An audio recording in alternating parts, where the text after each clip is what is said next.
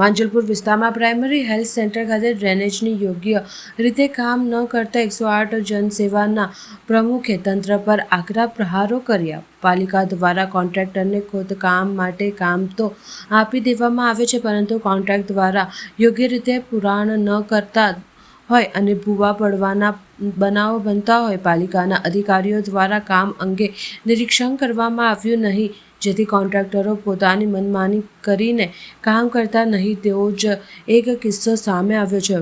Manjalpur urban health centre પાસે વરસાદી લાઇનની કામગીરી આપવામાં આવી હતી। થોડાક દિવસો બાદ કોન્ટ્રાક્ટર દ્વારા પુરાણ કરતી વખતે છારુના બદલે રેતીના પથ્થરો નાખી પુરાણ કરતા 108 જનસેવાના પ્રમુખે તંત્ર પર આકરા પ્રહારો કરતા જણાવ્યું હતું કે કોન્ટ્રાક્ટરે તમામ જગ્યાએ આ જ પ્રકારની કામગીરી કરવામાં આવી રહી છે તેવા આક્ષેપો કર્યા હતા। સાથે આ રોડ પર ભારદાર વાહન પસાર થાય છે અને વાહન અંતર ફસાઈ અથવા કોઈ નુકસાન થાય તો જવાબદાર કોણ? વધુમાં 108 જનસેવાના પ્રમુખે જણાવ્યું કે આજે ખરેખર આજે અહીંયા છે ને એકદમ માંજલપુરમાં જે હમણાં વરસાદી કાચનું કામગીરી થઈ છે એના અંદર જે મોટે પાયે ગેરરીત થઈ છે અને જે ભ્રષ્ટાચાર થયો છે એ આજે હું તમારી સામે ઉજાગર કરી રહ્યો છું।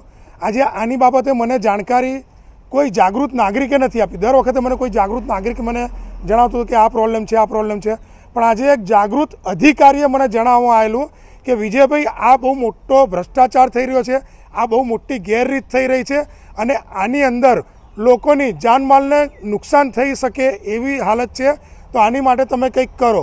કે હમણાં ઇન્સિડન્ટ્સ એટલા બની રહ્યા છે, આ ગંભીરા બ્રિજ દુર્ઘટના કહો કે હમણાં એક રિક્ષાવાળો જે ખાડામાં પડીને જે મૃત્યુ પામ્યા એ કહો, હમણાં ભાઈલી પાસે એક ભાઈની આંગળી કપાઈ ગઈ એ કહો, આજે આ જે દરેક વસ્તુ થઈ છે એ કોઈને કોઈ પ્રજાને જ થઈ છે, કોઈ નેતાને કે કોઈ અધિકારીને નથી થયું। તો આજે જે પણ નુકસાન થઈ રહ્યું છે પ્રજાનું થઈ રહ્યું છે।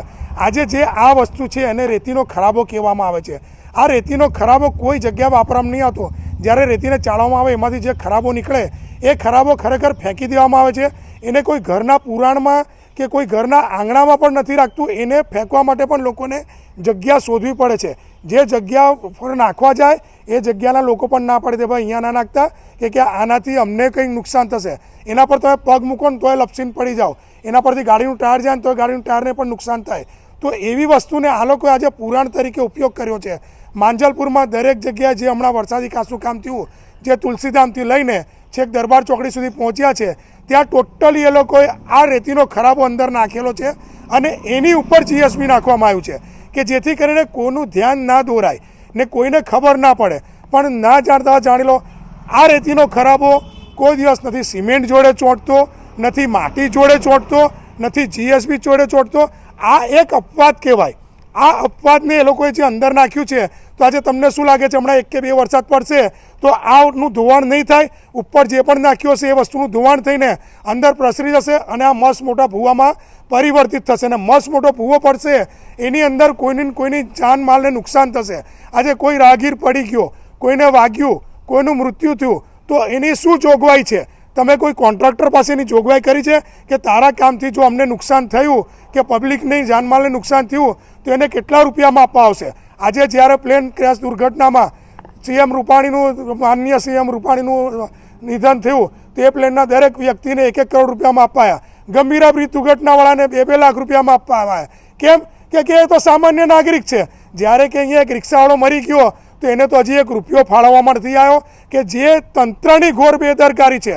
આજે હું ઓપનમાં ચેલેન્જ વડોદરાના દરેક ભાજપના કોર્પોરેટરને, ધારાસભ્યોને ઓપન ચેલેન્જ આપું છું કે અહીંયા આવો અને આ ખાડા ખોદાઓ પાછા, એના અંદર ચેક કરો। જો આ મટીરિયલ ના નીકળે અંદરથી તો મારું રાજકારણ છોડી દેવાનું। બાકી તમે આ તેમના પોતપોતાના પદ ઉપરથી દરેક જણ રાજીનામું આપે।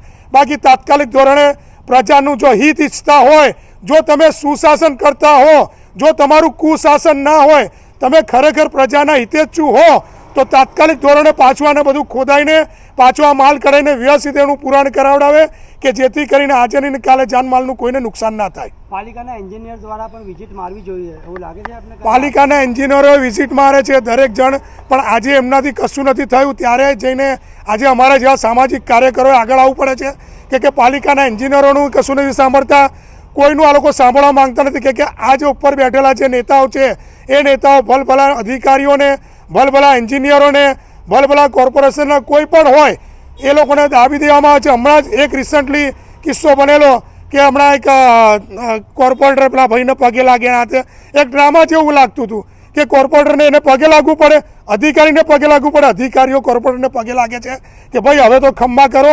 આજે જો અધિકારીઓ અમને જાણ કરતા હોય કે આની અંદર ભ્રષ્ટાચાર થયો છે તો એને કેટલી મોટી વાત કહેવાય કે એમની વાત કોઈ સાંભળવા તૈયાર નથી.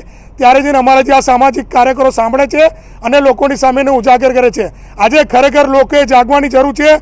લોકોએ રોડ રસ્તા પર નીકળવાની જરૂર છે કે આજે રિક્ષાવાળો કોઈના ઘરનો મોભી હતો. આજે તમારા ઘરનું કોઈ વ્યક્તિ મર્યું તો તમારી જોડે કોણ ઊભું હશે? આજે એની જોડે કોઈ નથી ઊભું તો તમારી જોડે પણ કોઈ ઊભું હશે ખરું? ખરેખર આની માટે પબ્લિકે જાગૃત થવું જોઈએ, પબ્લિકે બહાર નીકળવું જોઈએ અને લડવું જોઈએ. કાલે ઉઠીને કદાચ તમારા ઘરનો વ્યક્તિ નીકળો તો તમે ત્યારે શું કરશો? આજે હું એક જ વસ્તુ કહીશ કે આ જે પણ ખોડ ખામી હોય, જ્યારે પણ કોઈ પણ રોડ રસ્તાનું કામ આપવામાં આવે ત્યારે એનો પર્ટિક્યુલર ઇન્સ્યોરન્સ કરવામાં આવે કે આનાથી જો કદાચ કોઈ પણ રાહગીરને, કોઈ પણ વ્યક્તિને, કોઈ પણ વડોદરા શહેરના ટેક્સ ભરતા વ્યક્તિને નુકસાન થાય એને યોગ્ય વળતર મળે, એને વીમો પાસ કરાવે અને એને યોગ્ય રૂપિયાની મદદ થાય એવી મારી માંગ છે. આપનો પરિચય? વિજય બુંબડિયા.